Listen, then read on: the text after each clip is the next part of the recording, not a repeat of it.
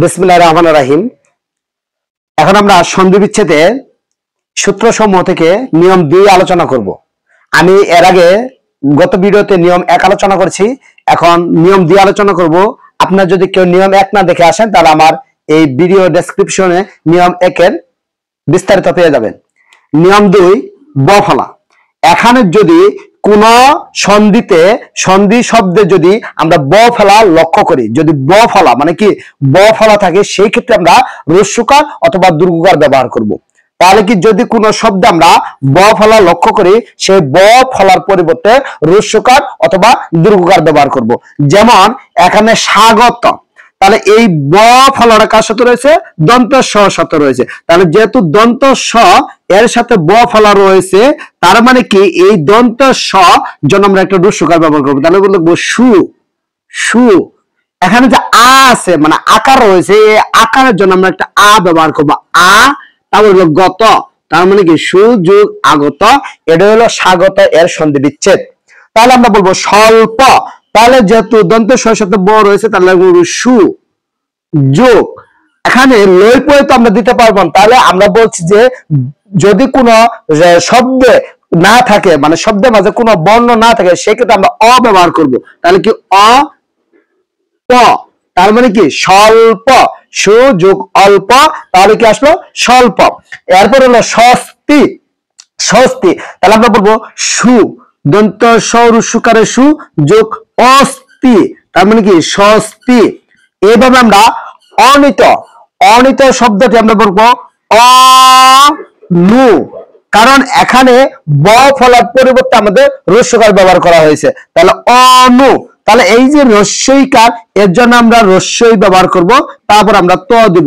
সুতরাং অনু যোগ ইত অনিত, অনু যোগ ইত অনিত, অন্বেষণ। এবার কি অন্বেষণ, তাহলে কি অনু অনু অনু যোগ এই যে একার রয়েছে এজন্য আমরা একটা এ ব্যবহার করব, এষণ এষণ, তাহলে কি হলো অন্বেষণ। তাহলে অনুযোগ এষণ অন্বেষণ, অনুযোগ এষণ অন্বেষণ। স্বচ্ছ স্বচ্ছ, তাহলে কি সু সু যোগ স্বচ্ছ। এখন আমরা অচ্ছ ব্যবহার করবো, স্বচ্ছ ব্যবহার করবো, সুযোগ অচ্ছ, তাহলে কি স্বচ্ছ।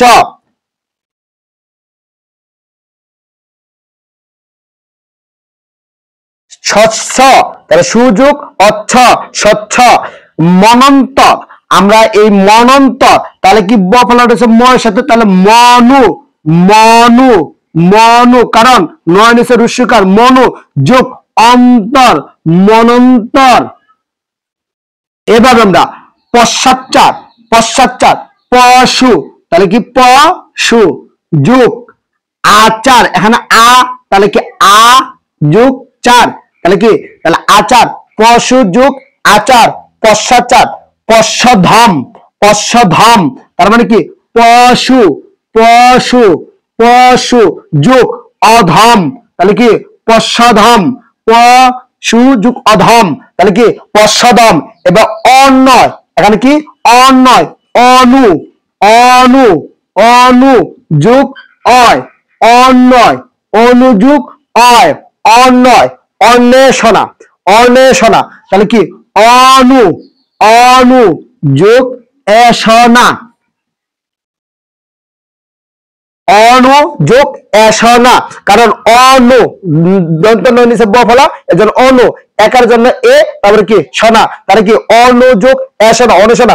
তনি, তাহলে কি আমরা ত নু ত নু, তাহলে এখানে আমরা একটা দীর্ঘই ব্যবহার করব, কারণ এটা একটু ব্যতিক্রম। তনু, তাহলে কি তনু আছে, তাহলে তনু যোগ দীর্ঘই, এটাই হলো আমাদের তনির সন্ধি বিচ্ছেদ। যদি ভিডিওটি ভালো লাগে তাহলে একটি লাইক কমেন্ট শেয়ার করে আমার পাশে থাকবেন। সকলকে ধন্যবাদ। আসসালামু আলাইকুম।